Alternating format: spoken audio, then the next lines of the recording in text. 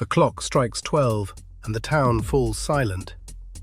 Two men stand alone in the blistering heat, a lawman and an outlaw, each knowing that only one of them will walk away.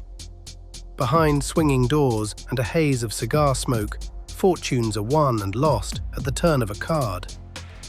In the dim light of the frontier saloon, every man carries a secret and a pistol.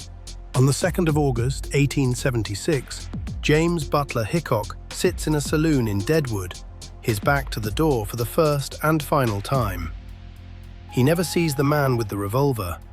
He never hears the shot. They were men forged by dust and violence, drifters in black coats who lived by the speed of their draw and died by it too.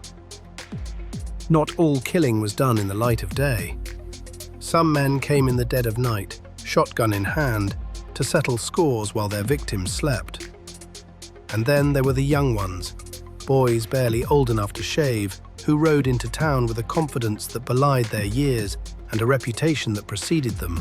The walls of a frontier hotel were thin as paper. A single bullet could pass through wood, through plaster, through a man's chest, and often did. John Henry Holliday stood outside the saloon in Tombstone, pale as ash, coughing blood into a handkerchief.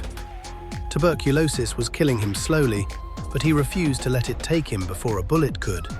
When two gunslingers drew iron in the street, the whole town held its breath.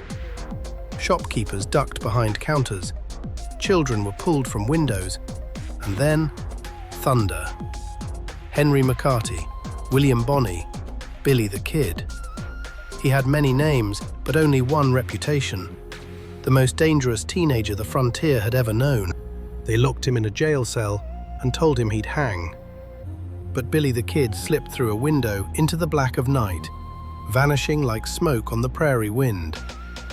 Jesse Woodson James stood before the bank like a man who owned it, and for a few terrifying minutes he did. No vault was safe, no town was beyond his reach. On the 3rd of April, 1882, Jesse James climbs onto a chair to dust a picture on the wall. Behind him, two men he trusted reach for their revolvers. He never turns around. And so the West rides on, a lone figure silhouetted against the dying sun, carrying with him the myths, the legends, and the ghosts of a world that burned bright and brief. This was the frontier, and it will never come again.